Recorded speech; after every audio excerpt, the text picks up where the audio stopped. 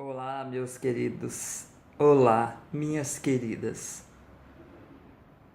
O tema hoje é: Eis que eu estou à porta e bato. No dia 1º de junho de 2016, aconteceu a inauguração do túnel de San Gotardo, o maior túnel ferroviário do mundo. São 57 quilômetros cortando os Alpes suíços. A inauguração foi um evento de grande porte, transmitida por vários canais de televisão de todo o mundo. A cerimônia teve uma apresentação artística, como a das aberturas de Copas do Mundo ou de Olimpíadas. A encenação, intitulada Sacre do Gotardo, foi carregada de elementos do ocultismo, além de trazer mensagens de uma nova ordem mundial. Muitas autoridades e a Nata Econômica Europeia participaram dessa solenidade.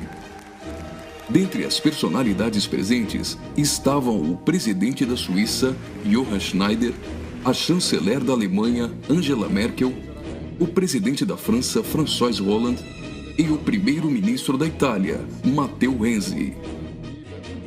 A inauguração do túnel teve ainda uma celebração ecumênica e recebeu a bênção sacerdotal de um rabino do judaísmo, de um imã do islamismo, de um padre da Igreja Católica e de uma pastora luterana. Vamos analisar alguns elementos dessa celebração bizarra, que muitos analistas chamaram de inauguração da nova ordem mundial. Na primeira parte, em ambiente fechado, a humanidade é representada por uma marcha de zumbis, pronta para receber ordens. Surge então um anjo na forma de bebê. Aparentemente, este representa Lúcifer. O anjo caído já começa a apresentar semelhanças com Baphomet, que é um dos principais símbolos de Satanás em algumas linhas de culto pagão. Observe, dentre as personalidades presentes, esse sujeito, portando um cetro e vestido com traje de algum tipo de organização ou irmandade. Ele traz um broche com a figura de um bode que deve representar também Baphomet. A cerimônia macabra evolui para a aparição de um homem-bode, representando um demônio-chefe. Esse demônio exerce autoridade e liderança sobre outros demônios que são liberados pelo mundo, representado aqui pela ferrovia. Por essa ferrovia, passam vários períodos da humanidade, revivendo alguns tipos de sociedades secretas e rituais pagãos dos celtas, da Grécia Antiga, do hinduísmo e principalmente do Egito Antigo. Observe ao fundo a figura do Sol, representando um dos principais objetos de adoração das culturas antigas. Sob a ordem do chefe, os demônios se lançam para cumprir sua missão na Terra. Aqui, vemos a representação de antigas sacerdotisas e místicos adoradores, todos sendo conduzidos pelo homem-bode. As sacerdotisas estão levando um cordeiro, como algo a ser oferecido em sacrifício.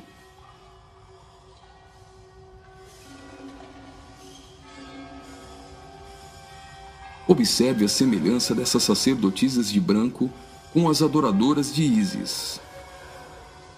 E nesta exaltação de muitas formas de adoração pagã, não poderia faltar a coroação da Rainha dos Céus.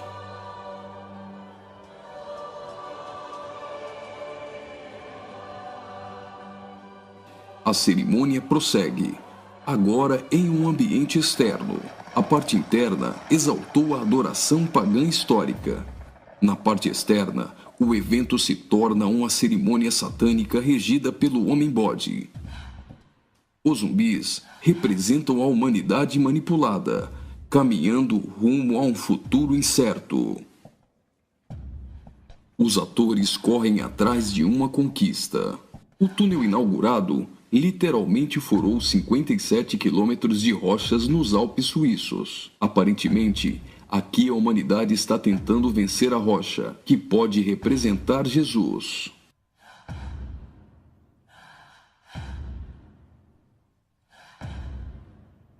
Por várias vezes, Eles investem desorganizadamente contra a rocha, mas todas as tentativas são frustradas. Até o momento em que eles se unem e conseguem um importante progresso. Lembre-se que o espírito de Nimrod era unir o homem para vencer a Deus, e que esse túnel é o símbolo de integração entre os povos. Observe que eles conseguem a abertura de um portal. A representação desse portal lembra o CERN. O CERN é a Organização Europeia para a Pesquisa Nuclear. Está localizado na região de Genebra, na fronteira franco-suíça, a pouco mais de 200 quilômetros do túnel de Saint-Gothard.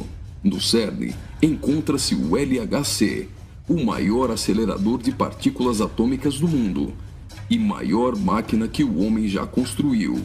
Ele tem 27 quilômetros de circunferência e está a 100 metros abaixo da superfície. O CERN está em busca da antimatéria e tentando recriar o Big Bang. Mas o CERN também tem um propósito esotérico ocultista nem tanto oculto. Segundo a própria comunidade científica, o CERN pretende acessar outras dimensões e se conectar com forças desconhecidas. O respeitadíssimo físico Stephen Hawking advertiu que os experimentos do CERN podem representar graves perigos a nosso planeta.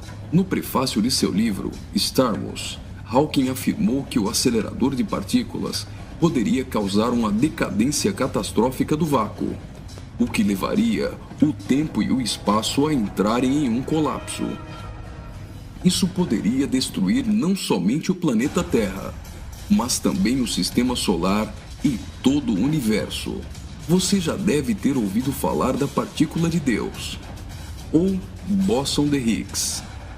Até o Papa implorou a comunidade científica a suspender as operações do LHC, advertindo que eles poderiam abrir os portões do inferno. Observe também que a logo do CERN é a junção de 3 números 6, 666. As cenas seguintes mostram uma sociedade em transformação. Do portal que foi aberto, procede a direção para a humanidade. Veja que uma nova sociedade vai surgindo. O espírito da rebeldia e da sensualidade marcam as pessoas. A decadência da humanidade é representada tanto na forma de uma queda literal, como através da sensualidade.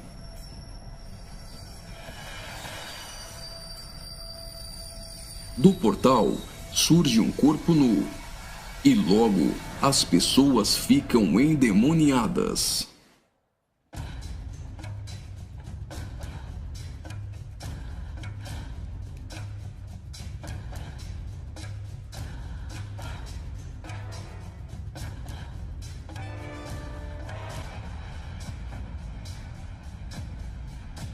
Veja a representação de que existe algo dentro deles.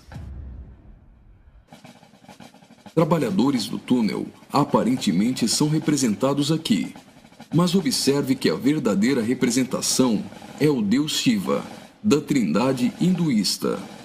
Shiva é o deus da destruição. Ele destrói para dar lugar a algo novo. A dança de Shiva é considerada a manifestação física do ritmo cósmico. Observe que na entrada do principal laboratório do CERN existe uma imagem de Shiva. A dança destruidora de Shiva é associada à aceleração ou à dança das partículas. A cena seguinte lembra os operários mortos na construção do túnel, mas na verdade representa o sacrifício humano.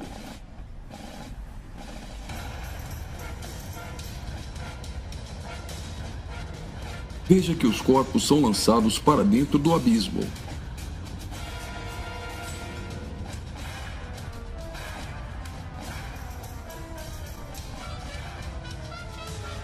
Preste atenção. Do fundo do abismo, as mãos vêm receber o sacrifício.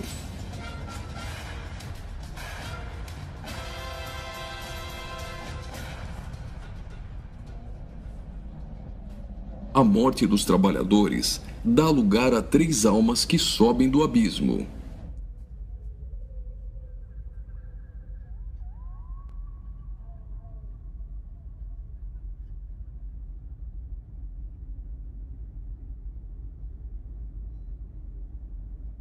Surge então um enorme olho que tudo vê, ou o Olho de Horus, um importante símbolo usado pelos Illuminati.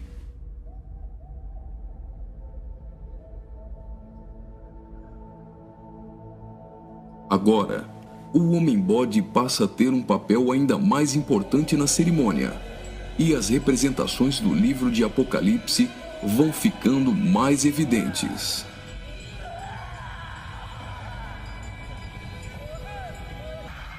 Veja como os demônios se parecem muito com o orixá Omolu. Do portal surge uma figura de um homem, misturada com a de um bode e 3 escaravelhos egípcios. O escaravelho simboliza o deus Khepri, o deus do sol nascente. Homem e bode se fundem, representando a encarnação de Satanás e o surgimento do Anticristo. Ele não será um homem normal. Sua autoridade e poder provém do próprio Satanás. Uma personagem, aparentemente representando a deusa Ísis, surge para ungir o Homem-Bode, que é a própria besta. Como a cerimônia de coroação de um rei, a besta é ungida governante sobre todo o mundo. Observe novamente que os demônios lembram muito o orixá Omolu. Após receber o manto do espírito feminino de Ísis, a besta manifesta atitudes homossexuais. Ungido governante do mundo, a besta demonstra sua fúria contra todos e agita seus demônios.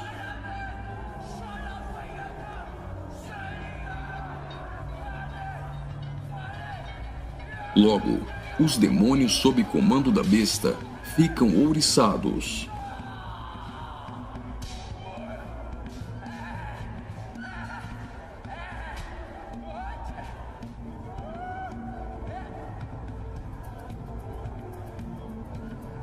Assim como está escrito em Apocalipse, a besta passa a ser adorada pelos homens e pelos demônios.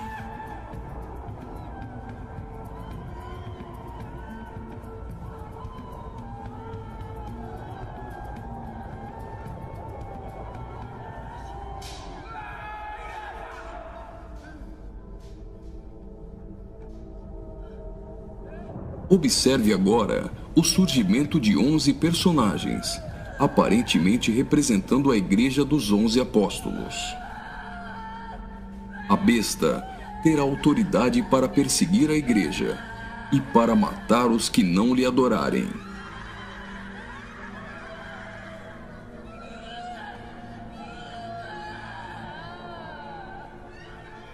Observe que no telão a besta tem várias cabeças. Logo, a besta parece ter sido ferida na cabeça. Leva as mãos à cabeça e vai caindo. Segue-se então uma cerimônia fúnebre, com um antigo canto germânico do ocultismo. Veja essas pessoas carregando árvores secas invertidas. Observe que as raízes estão para cima. Assim como a cruz invertida é um símbolo do satanismo, tudo que se apresenta invertido representa o contrário. A imagem do telão é a árvore da morte, que é o contrário da árvore da vida.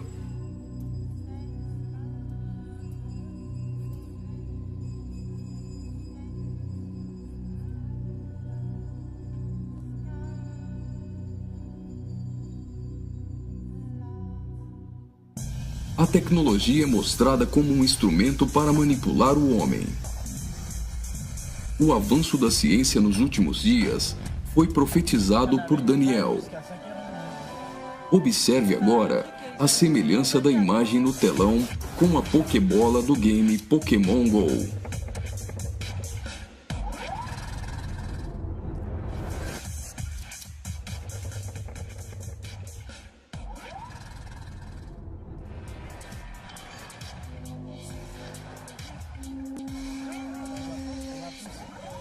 enquanto na parte inferior da tela aparece uma segunda besta caminhando em direção à primeira. Ao fundo, surge a figura da grande meretriz.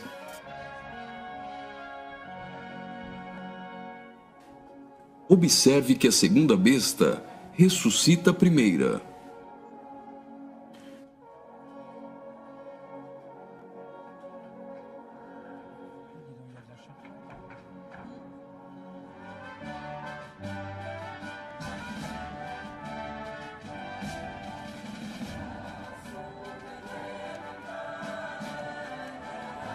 Note que os símbolos maçônicos estão presentes em várias partes da celebração. Aqui, temos o olho de Horus e o compasso com um esquadro. Os 3 personagens de cabeças grandes aparentemente representam as nações da Terra, os reis da Terra e os mercadores da Terra que foram embriagados e se prostituíram com a grande meretriz.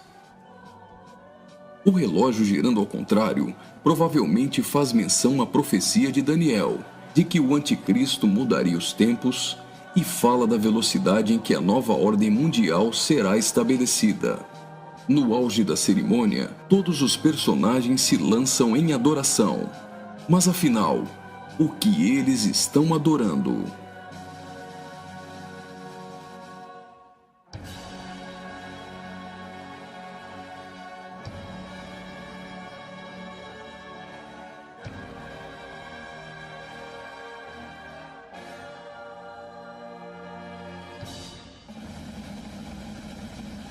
Então, o trem sai do túnel.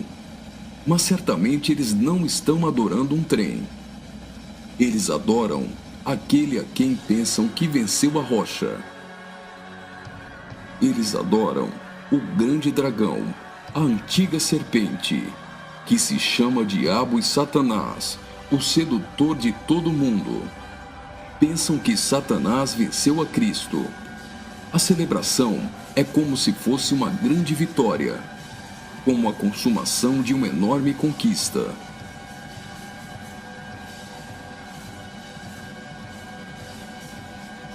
Observe mais uma vez no telão. Por algum acaso, trens voam? O que isso significa? O trem se parece com uma serpente e representa a Satanás, que sempre quis subir aos altos céus e ser exaltado. É justamente isso que eles estão profetizando nesse ato profético. Faria muito sentido se isso fosse um encontro de bruxos e satanistas, mas numa inauguração de uma grande obra pública com a participação dos principais signatários da Europa, realmente não faz sentido algum. Só que eles se esqueceram de ler todo o livro de Apocalipse. E vi a besta e os reis da terra com seus exércitos, congregados para pelejarem contra aquele que estava montado num cavalo e contra seu exército.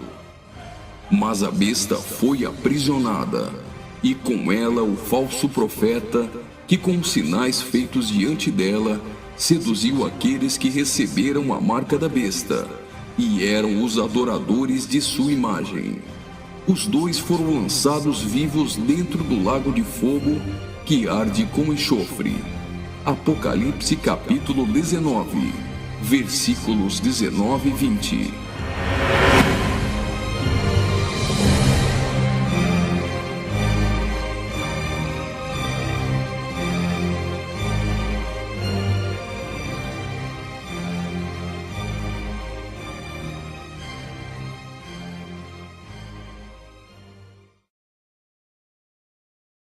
Quando Apocalipse diz, e a marca da besta é o 666, número de homem, isso é comportamento, é obra.